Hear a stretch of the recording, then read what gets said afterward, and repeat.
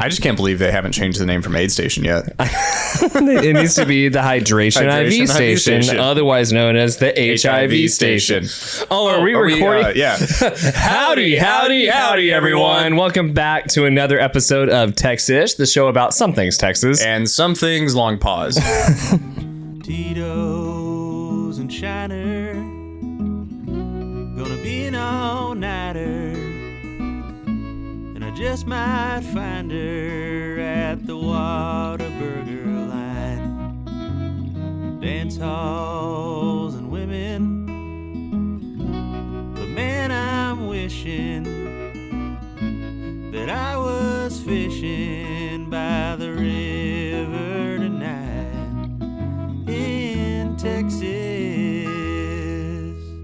We've got a great episode in store for you today, but first, as always, your favorite segment. And ours.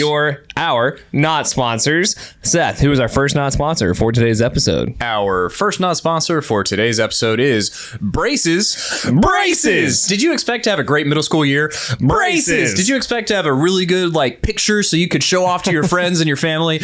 Braces! Did you expect to maybe have your first girlfriend and get a kiss this year?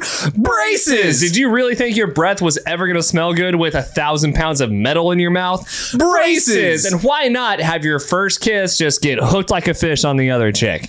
Braces! Nothing is better for a kid than getting their mouth sliced and diced by the latest medical grade equipment.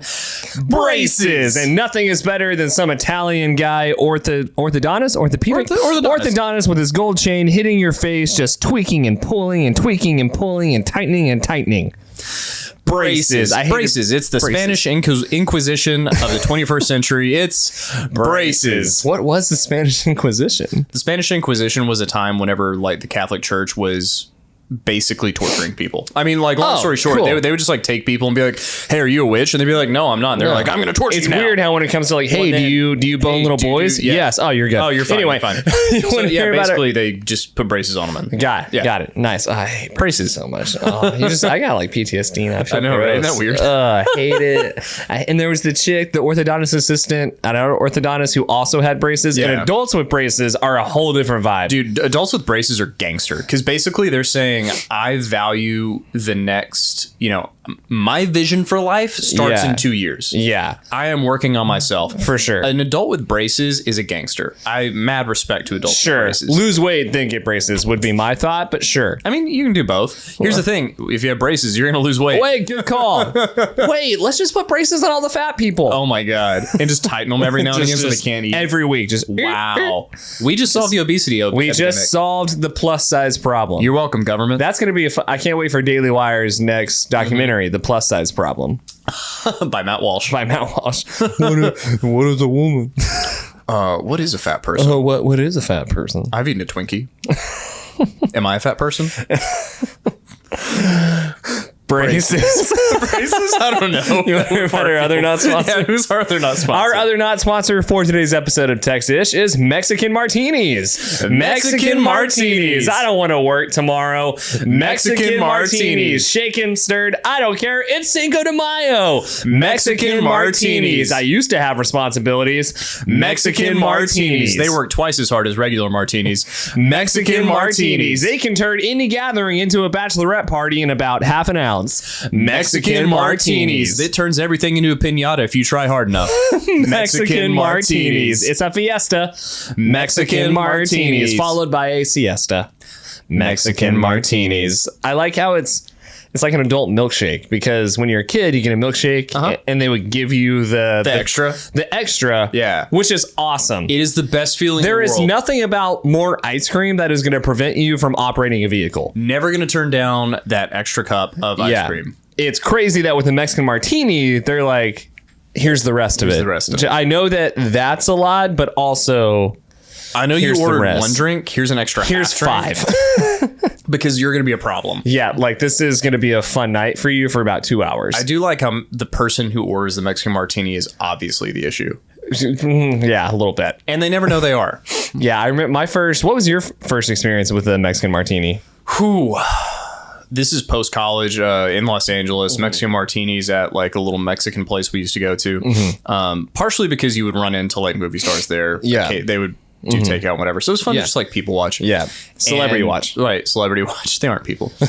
They're not. And there was a group of like, it was like a 40-year-old birthday party, probably a group of women celebrating turning 40. They all had Mexican martinis for the table. If I get some Mexican martinis, will you have some? Will you everybody Let's have be some? naughty. Let's be naughty. Let's be naughty. And naughty turned into naughty. Naughty. Oh like my gosh. Naughty turned into nodding off. We progressively watched this table of, I'm sure, respectable business women get sloppier and sloppier over the course of 2 to 3 Mexican martinis to the point where the poor waiter who barely spoke English had to be like, no more.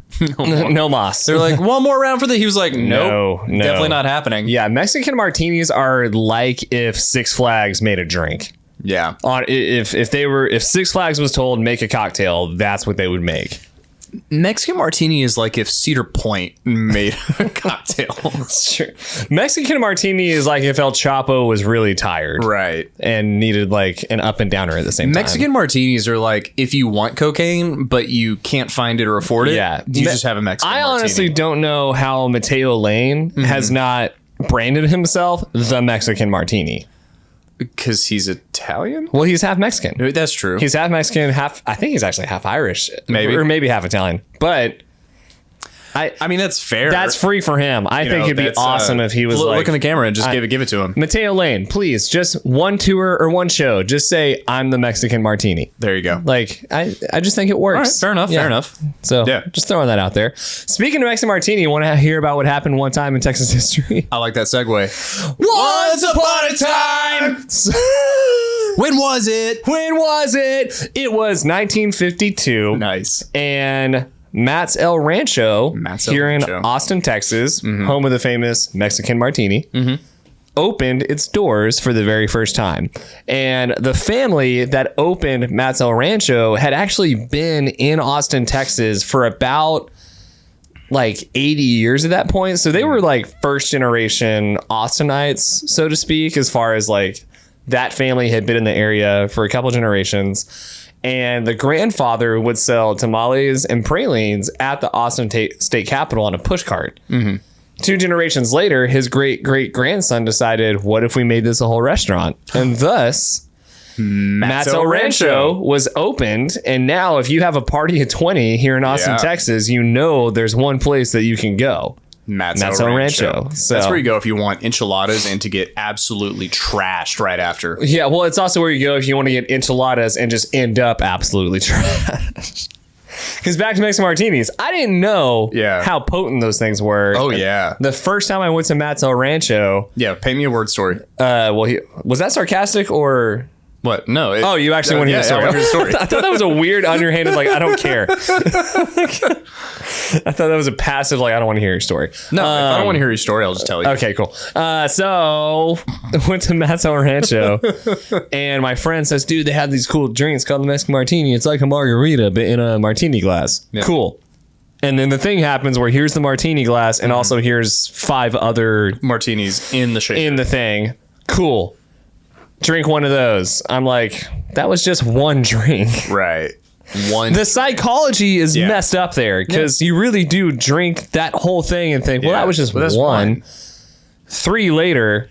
Right. I'm calling my roommate. Which is like 6 drinks. Yeah. I'm calling my roommate and apparently I'm saying, will you please pick me up and take me to P. Terry's? You have a pattern. I really do. And so my roommate had to pick me up. We drive through P. Terry's. I got 3 double-doubles and fell asleep in the passenger seat halfway through eating one. That sounds about right. I love Matt's El Rancho. That's why you and Christian get along so well. Probably. Is that what he does? Is that kind of his similar, MO? Yeah. Oh, that's hilarious. That was fun. Yeah. Oh, my gosh. I love Matt's El Rancho. Man. If you're in Austin, Texas. Yeah. If you're in Austin, Texas, and you're planning on going out on East 6, go ahead and go to Matt's El Rancho. Lay down a nice base layer. Yeah. Well, actually, if you're in Austin and you're going to East 6, go to Tamale House. Well, agreed. Because that's over there, whereas Matt's El Rancho is Oh, yeah, that's right. Yeah. Yeah, what were you thinking of? I was thinking of Tamale House. Or Joe's. I was thinking of Tamale. I got the two. Joe's Tamale House. Joe's El Tamale House. Joe's Tamale Ranch. So yeah, 1952 was the year that Matt's El Rancho officially opened its doors. Hey, shout out Matt's El Rancho. Shouts out Matt's El Rancho. Feeding UT students and their parents since 1957. That's such a good point. Yeah, and like the UT parent that's like, I used to come here I used to come here when I was in college with their sig up. Yeah. In their branded calf. Boop. Just beep. So good. And they're like, Mexican martini, please. One Mateo Lane, please. Anyway, so whenever we open a bar, we're going to call the Mexican martini the Mateo Lane. Yeah. Thank you. I think it'd be fun. That'd be fun. I think he would like that. I could be wrong. He could be horrifically offended. Based on our shorts game alone, I think he would come on the podcast. True. Oh, he would come on to the podcast. Got it. Anyway, so do you want to hear about our small town of the week? Where is it? Small town of the week. So our small town of the week is... We're getting pretty good at the timing. I know. We're good at the timing. Yeah. 1, 2, 3, 4. Where is it? The small town of the week is Hillsboro, Texas. Hillsboro. Population about 8,200. Cool. Founded as the county seat of Hill County in around, it was 1903, 1905. Sure.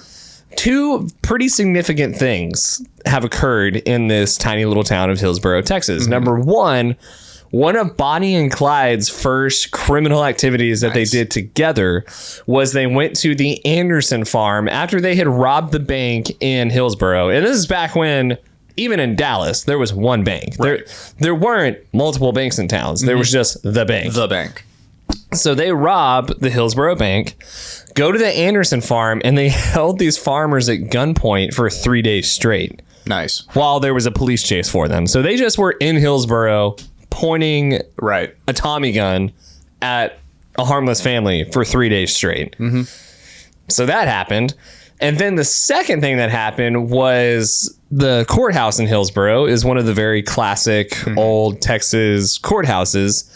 And it was actually viewed as one of the top 5, top 3 most beautiful historic courthouses in Texas. But in 1992, a electrical wiring malfunction caused a fire and almost burned it down. So then Willie Nelson, who was born in Hillsboro, paid to renovate and fix the entire courthouse, which actually sparked the movement where all of these small towns and smaller cities in Texas renovated their courthouses so that they were more museums or just not going to catch on fire randomly because their wiring was from the 1930s. So yeah, Willie Nelson paid to fix that, but also started this movement that moved across Texas where all of these small little towns that JB Saucedo's roasting on his Texas Humor Fire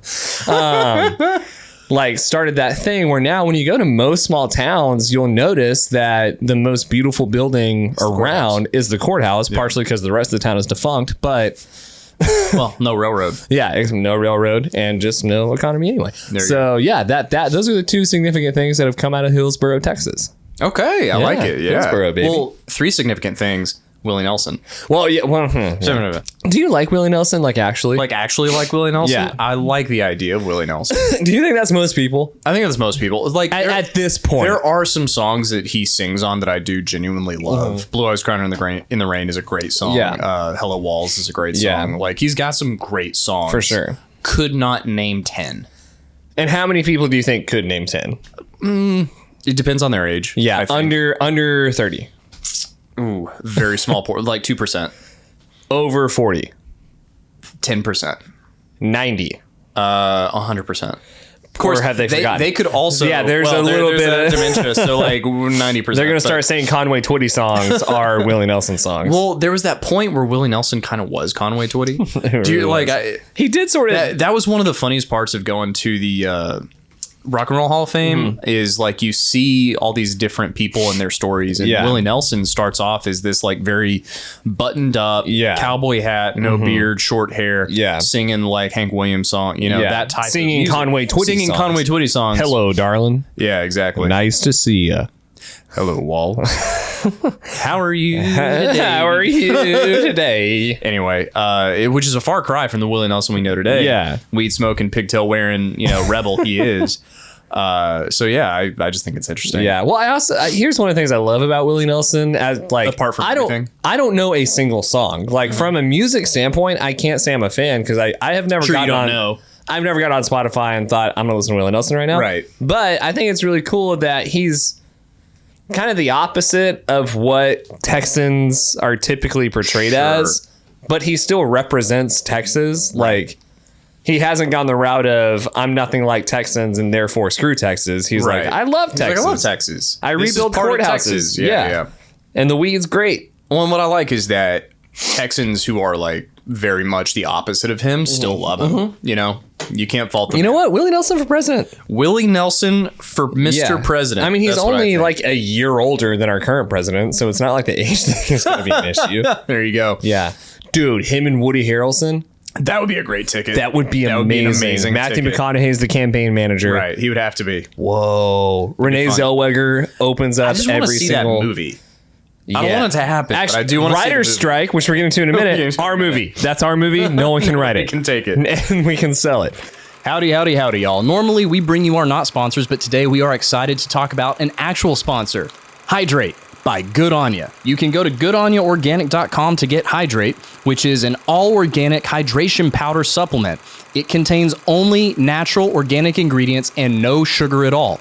It's made of lemon juice, coconut water, stevia, and organic sea minerals. This is the best hydration product I personally have ever used. I take it every single day when I wake up and after my sauna, and I feel incredible. Completely organic ingredients. A good friend of ours introduced us to this, and I can't go a day without it. So get yourself some Good On Ya. Get yourself hydrated. Look, it's not the 1920s anymore. Everybody has a business or a startup of some sort, whether it's a side project, whether you've ditched the silver spoon and are going all in on your side hustle to make it a full-blown business, or you have a small business already, but you've hit a plateau in growth and you're trying to find different ways to turn your marketing dollars into legitimate revenue. Well, Creators Collective is here for you. They are a full-service marketing agency offering marketing, branding, logo design, copy, video, social media management, anything custom to your business or your startup or your side hustle that will help you grow your bottom line, grow your brand reach, and just feel like you have the best dang company ever because your marketing assets are frankly better than everybody else in the game. So what you need to do right now is go to creatorscollective.us and contact them to schedule a call and find how Creators Collective can help you grow your business for the long term. That's Creators Collective. Schedule a call and just grow your freaking business with marketing that freaking works. All right. Anyway. Speaking of significant people, do you want to hear about our Texas Badass of the day? Yes. Texas Badass of the day. Texas Bidet. Texas Bidet.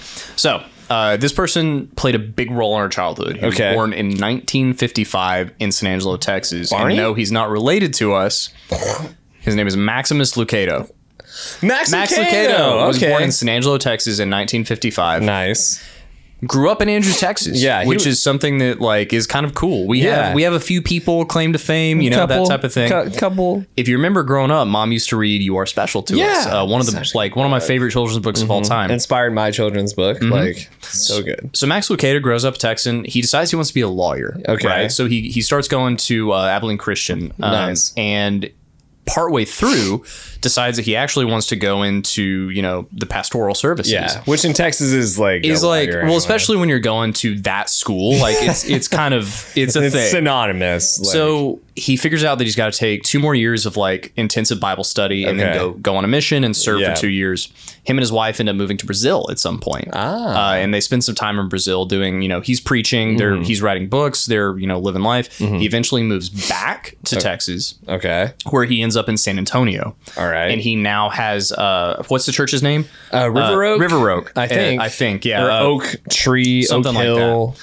Oak is in I'm there. trying not to use notes. We are not using. We're not using notes anymore. You know how I said Anderson family a minute ago? I don't think that's the family. Fair enough. But we're not using notes. We're not using notes. We are going to use notes for Texas Update. Yes, we're going to have to. So Max Lucado moves back to San Angelo. Moves to San Antonio, where he becomes one of the coolest pastors of all time. I think. Okay. He's very much not non-denominational, but not dogmatic. Yeah. The way his preaching style is very free-flowing, story-based. He teaches from the Bible. He teaches the lessons, but he also weaves in current lessons, which I think is really, really valuable. He's published over 100 books. Yeah, how many books has this guy written? Over 100. Do you think he's written all of them, or do you think at this point I do, there's actually. a team of... I think he's written all of them. I really do. I think he's got a hardcore editor, but I think he writes all of them. Okay. Because I think once you get into the flow of it, and you can attest to this as a writer yourself, if you have a practice of writing, it's not too hard to expand. That's actually a good point.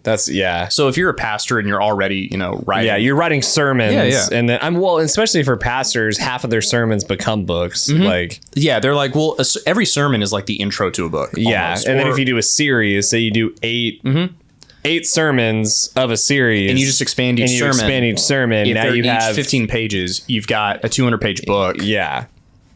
Is that the math on that? No, it's not. Okay. But I'm like, it'd be 160 pages or something. 200 but yeah, plus the appendix, plus all the things. Yeah. Yeah, he has written so many books. He's written so many books. Yeah, and good for him. Yeah, it was awesome. And I also love that he's one of those.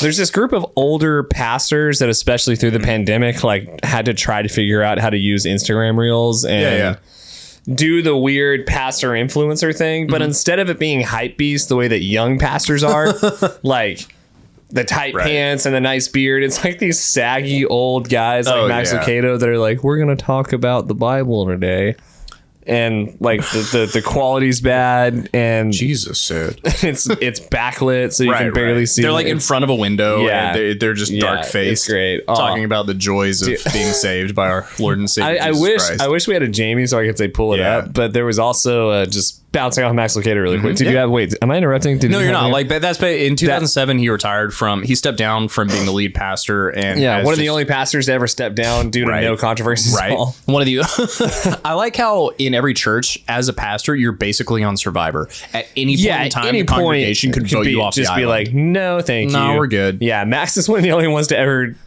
be able to just go, I'm tired. Tapping out. Bye, guys. I'm gonna go write books. Yeah. Good for him. But he's just he's one of those guys who is a stand-up person. Yeah. Never seems to have done anything even remotely controversial. And has written some of our favorite books. I know. So I wanted to highlight that. And he grew up in our hometown. I know. He was the center for Principal Leach. Yeah, I know, right? Which is so weird. It's weird. One ended up fat and one ended up skinny, but they were switched. And I just thinking that if we ever meet Max Lucado, we can be like Buddy Steak Fingers and be like Buddy Steak Fingers. Even though, how many times did you eat at Buddy's? 3 times. Yeah, I think I ate there twice. Yeah. That place was in business because of other people because from of towns. not us. Yeah. Anyway, old pastors. Old pastors. I'll show it to you in a minute. Oh, please, dude. But Louis Giglio is another. Because that's a name. Sort of. Yeah. I mean, he's a great pastor, but he's an older pastor in Atlanta. He founded Passion City Church, and then there's Andy Stanley, who's a Nashville guy and has 2 first names. Yeah, exactly. Yeah. And they're probably in their 60s. Sure. And Andy's dad was also a very influential pastor, and I'm sorry I forgot his name. Sure. And he passed away recently. Dr. Stanley. And I think it was Dr. Stanley actually. And this is showing how messed up my sense of humor has gotten. Because there's something old people posting on the internet is just funnier than young people doing it. Yeah.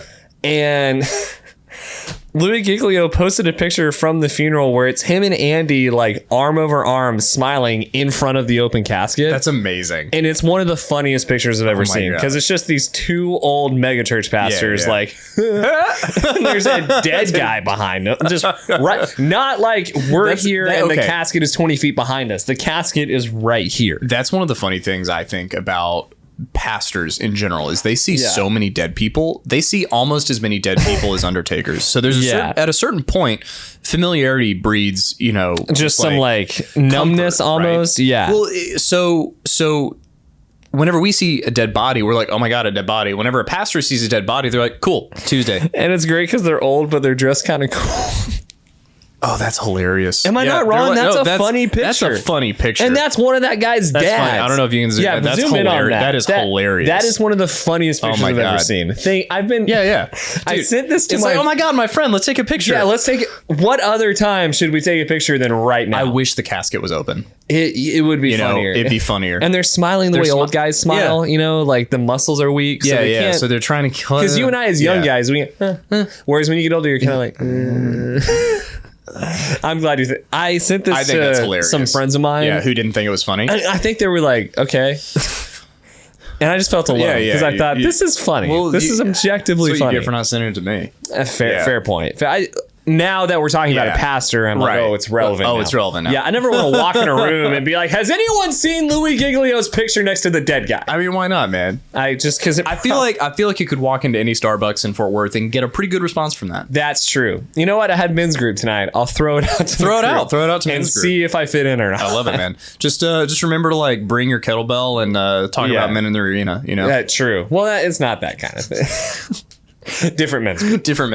This will be a game called Do you guys like this or not? Do you guys like this? This will be a game called How far do y'all take things? Right. This game's called Gunnar's a little different. Yeah. You want to do a Texas update? I do want to do a Texas update. Are you going from memory or are you going? I'm gonna look at it really quick and then I'm gonna go from memory because you go first. Yeah, I'll go first. All right, Texas update. Former Navy SEALs Dan Crenshaw and David Goggins, whose Men in Black remake is going to be really awkward, have been going back and forth on social media for the last few weeks, while all the other Navy SEALs watch and just hope they can see eye to eye. The 4th annual gathering of Kyles will be held in Kyle, Texas on May 21st as they attempt to break the Guinness World Record for whitest record ever.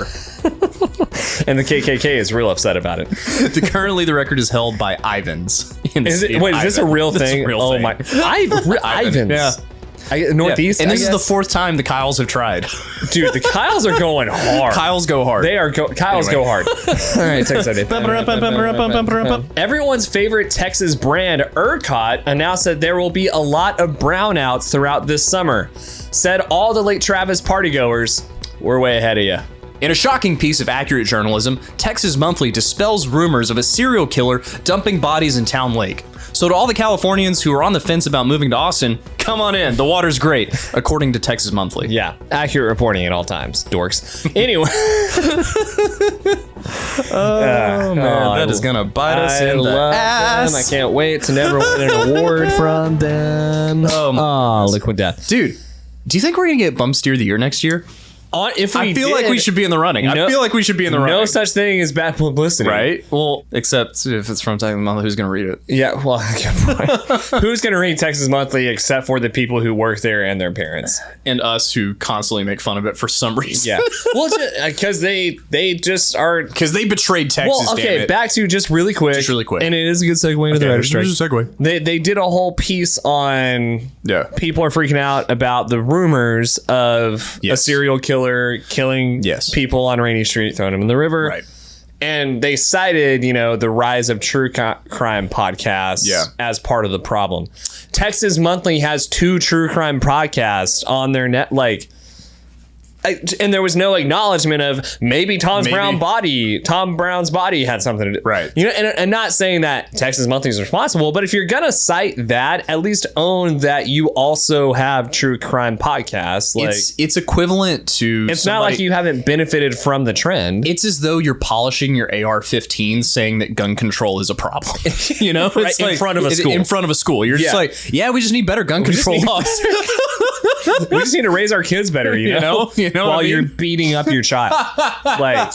That is journalism in a nutshell. I mean, in a way. Yeah. And that's, I don't know. Actually, I'm going to, because we're going to talk about the writer's strike, but you didn't look up the picture of the Giannis guy, right? Of the guy who asked the... I didn't look the picture up. Okay, here, I'll look it up. So, yeah, because we were talking about Giannis answering the same question for the 2nd year in the row. Yeah. And just how disrespectful the question was. I'm curious for you. Do you view this season as a failure? Oh my god! And one dude, he handled it so much better than probably anyone else than you could would have. Well, me specifically. I mean, especially the part where he's answering. He goes, "I don't want to make it personal." So I mean, even Giannis Antetokounmpo was almost like, "I'm going to put this guy on blast." Yeah. Start talking. I got to look this guy up. Well, because if I remember correctly, and I watched it, it was mostly just like, "Hey, man, why are you asking me a loaded question like this? Yeah. I just played a good game. Like we didn't lose. Like we're not number 50 in the league or whatever. It's not like we played badly. Yeah, and especially he was like, so all of those seasons that Michael Jordan didn't win a finals, those were bad seasons. I'm trying to find him. That's fine, man. I'm assuming he looks exactly how he looks in my head. Yeah, honestly, yes. Yeah, just like he's a short, fat, white dude. Sure. That's a basketball journalist that gets to ask a 7-foot freak athlete. The failure. Well, like, and not only that, you get to ask him that and be safe. Yeah, like he can't hit you. It's crazy. He's not allowed to. Like, imagine, is there a law against punching? Well, I guess it's assault. It's assault. You know, that's wild. There's definitely if he asked him the question, he immediately like hit him. Yeah. Then there's like levels to assault where it's not. Yeah. It's like, oh, it was a crime of passion. Passion. Yeah. Also, back to Michael Jordan probably would say those seasons were a failure. To be fair. He would just be like, what seasons? I wasn't playing those. He's like, I don't know what you mean. You mean when I was playing baseball? When you mean practice? You mean my practice seasons? You mean our warm-up seasons? Yeah. Anyway, writers strike. Mm-hmm. Writers are on strike. Writers are striking. And you know more about this. I know a little bit more because it's a little bit more my world. You're privy to that world. So the WGA, the Writers Guild of America, enters into negotiations with the studios every I think it's 3 years, but like whenever the contract expires, they go through and they're like, all right, what's working, what's not, what do we need to negotiate? And this is how unions work, right? This is how unions work. Always having to negotiate you're negotiating better working conditions. Well, and it's necessary because left to their own devices, studios will ignore inflation. They'll kind of do whatever they want insofar as like working practices. And what's happened is writing is one of the most important parts of storytelling. Well, you don't have a story without the writing. It's kind of the point, right? Yeah. So classically, writers will get to a point where the working conditions don't meet livable needs in Los Angeles. And that mostly means pay. When we say working conditions, that means mostly their pay, all it means, right? But it's mostly what it means. Okay. So like, it's not like the bagels are stale. Right. They're not negotiating for better food. They're negotiating for better pay. They're negotiating for like better healthcare. A lot of times they're negotiating for better working conditions. And what I mean by that is if you go down, because the WGA is very transparent. Yeah. They're like, these are what we were negotiating on. Yeah. This was the studio response to these things. One of the things they wanted is whenever a show is being written, before it gets picked up, before it gets greenlit to make more seasons, it's pre-greenlit. So they're writing yellow lit. So they're writing without certainty of a job next season, right? Okay. So they're working on season 2. They're working on season 1 and they're writing season 1. Okay. But they don't know if the show's going to get picked up. And a lot of writers, like a lot of actors, have like agents and there's like different things going on. And as a writer, you want to like do your own work, but you want to be employed. What will happen is a studio will they want to pay you by the day is what they want. They want to say you worked this day, you make this much money for this for that day of work. Yeah. And the reason that is bad is severalfold. One, it causes like the writers a really difficult time paying bills. Yeah. Because often in a writer's room, you'll work like 10 days and then like maybe you'll go work on a different show or like they'll swap you out. Like you work an episode. Yeah. And there's no guarantee of employment. So what they're trying to do is make it so that on a pre-greenlit show, you're guaranteed X amount of like working time. Yeah. Right? That they're going to pay you for this amount of time. And that... which is your creativity gets freed up. Right. You're not worried about getting evicted. And there's still plenty of like... Within creativity, you need deadlines and things like that. Otherwise, you'll never get anything done. Because of the nature of TV, you have to submit episodes. So like you have that fire on your butt to like keep going. Yeah. And for part of this, it's important because it allows you that latitude to pay your bills while you're working on shows that haven't been picked up. Yeah. Another thing they're working on is negotiating streaming and digital because they just haven't figured that out. They haven't figured it out yet. Yeah. And they're working on like residuals and writers' rooms for those. Yeah. Because what they're doing a lot of times for these like streaming shows is not doing a classic writers' room. Yeah. So again, like look it up on the WGA website or on Instagram. They've got all their points listed out. Yeah. One of the most interesting things is one of their negotiation points was guarantees that AI won't take a writer's job. Okay. Because they're trying to figure out how to like make AI write scripts. Of course they are. Yeah. Partially because it's fun. Yeah, partially because it's fun, but also because the job of a studio is to maximize their earnings. Yeah. Not the writer's earnings. Yeah. From a studio perspective, a writer is a cost. Yeah. Right. Which is hilarious. It's funny. In the sense that like, well, you don't have a show without the writer. If you take nothing away, take this away. Writers make 2% of the total gross of a product. They are responsible for, you decide however much that percentage is based on the writing of the product. Yeah. I would argue it's more than 2%. Probably, but, you know, counterpoint. Aren't most of these writers like trust fund babies from Harvard? Like, that's part of the issue, right? Is the working conditions and the wages are such that the majority of people who can stick it out in the profession have money coming in outside, are trust fund kids, do have some type of endowment that allows them the latitude to work on these projects and not worry about how much they're getting paid. And that's a problem. Because what the Writers Guild wants to do is make sure that if you want to be a writer, if you want to work in TV, there's a path to a career. Where you will be able to raise a family, be able to have. Well, if there's better pay, it won't just be a bunch of trust fund dorks. So if you want more creative stories that are from different walks of life, you have to make it so that you can make a living. If you don't already have a giant savings account. And that's part of the work the Writers Guild is doing. And I do think it's important because you go back to like 2007, 2008, when that one of the most recent writer strikes happened. That's the reason reality TV pervades the space, is because they were gone. Well, because who do they bring in when all the writers go on strike? People who aren't in the union. And so what happens is, does that mean they're bad writers though? What if there's a lot of really good writers out there that aren't part of the union? So what happens is, based on the contracts, the studios can't hire writers that aren't WGA. You know what I mean? WGA can bring on certain like people about to be in the union. Anyway, it gets a little complicated. But the reason that we had this dearth of reality TV is because nobody was writing. So they just brought in a bunch of people. And they had a lot of like producers write scripts that were out that couldn't be considered writing. There was like outlines. And that's why Real Housewives and all these things Jersey Shore exist. Ideas became shows, not scripts. Right. Basically. They were like, well, because they couldn't legally write scripts. Oh, it's not even a capability thing. It would be like scabbing. Legally. Yeah, it's like legally you're not allowed to. That's weird. That's not weird. It's how the rule. It's the law. But but also now with like YouTube and OnlyFans and Patreon, can't a lot of these writers just like get together, write a good script, and make their own stuff without the guild? Or do you need the guild? You don't necessarily need the guild, and that does happen on some level. But like if you want to produce a show, it's not even necessarily about the guild. It's about the coin purse that the studios hold, and that's why it's negotiations. Right? You have this idea, right? Because Breaking Bad came out of the writer strike. Really? Yeah, like he wrote that after the strike. Meaning the strike was over, or when it was over? Oh, okay, gotcha. And like you couldn't make Breaking Bad without millions of dollars of capital. True. Yeah. It made way more than that. Yeah. Right? Because it was good. Yeah. And that's kind of what they're arguing for, is like, writers need stable income.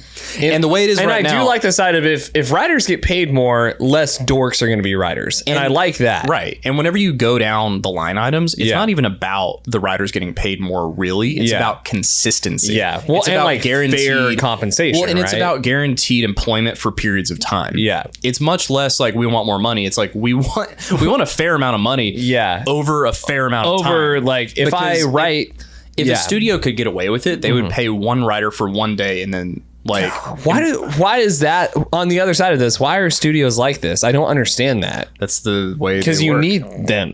Like, have you ever dealt with an uncreative person? Yeah, a lot. Yeah. So whenever you're dealing with somebody who's money driven, they don't understand a creative process. Like they don't actually know the difference between good and bad.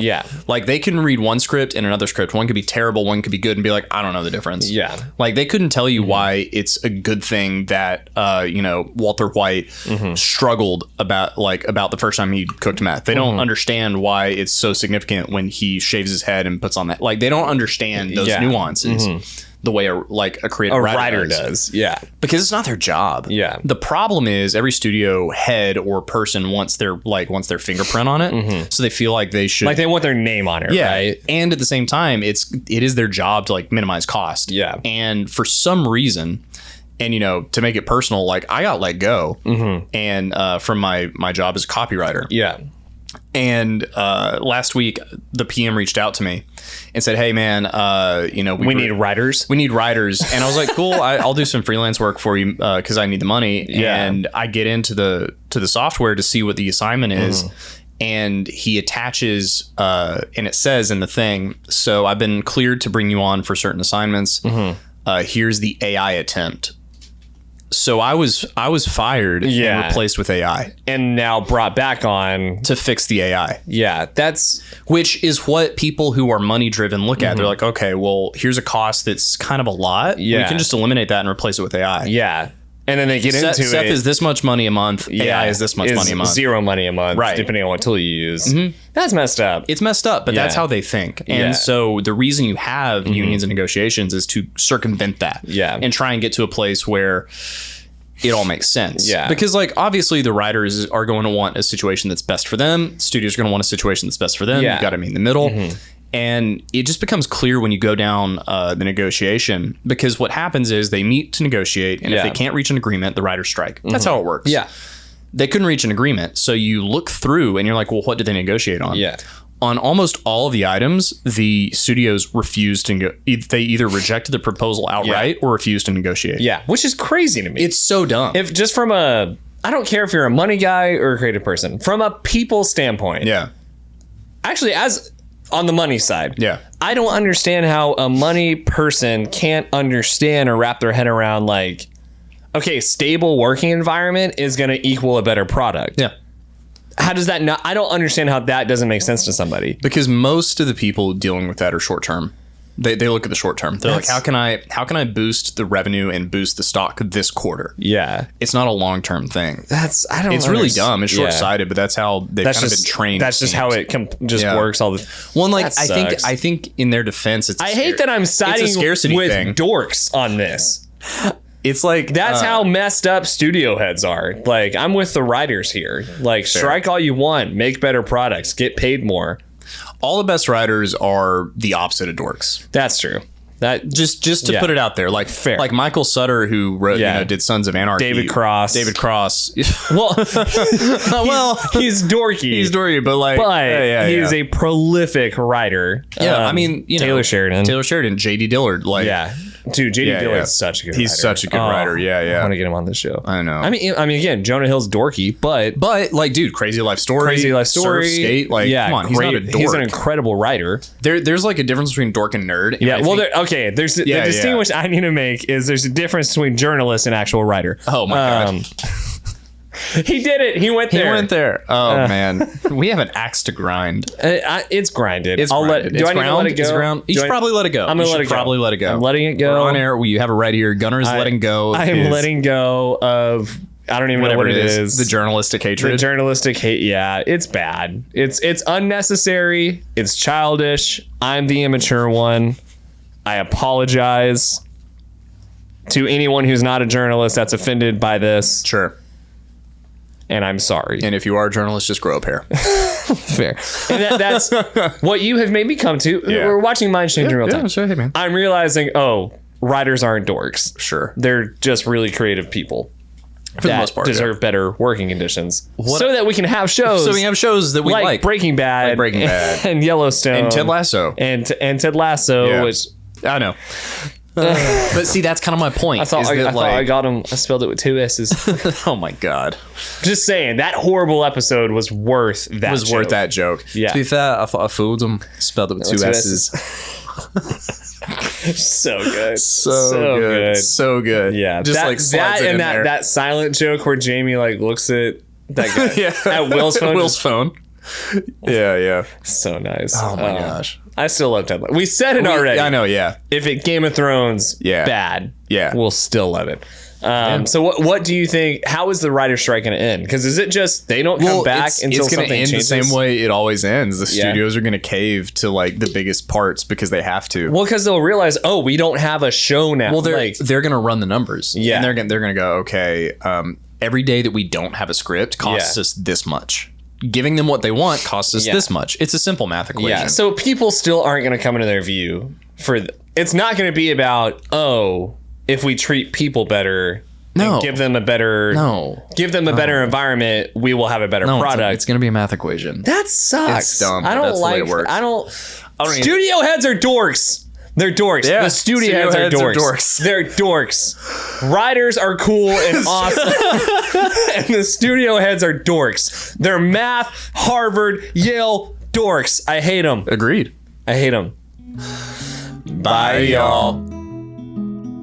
Howdy, howdy, howdy, everyone. Thank you so much for enjoying this episode of Texish. If you liked it, subscribe. That way, anytime new reels or new episodes come out, you'll be the first one to know. It also, frankly, help us keep doing something that we love. We hope you love it too. If you've been listening for a while or you're a new listener, go to our store at texishpod.com. We've got a couple of t-shirts there. You can see one of them right here. They're really good, really high quality, and frankly, we just think they're the best. So go buy a shirt, make sure you subscribe, and thanks for tuning in. Bye, y'all.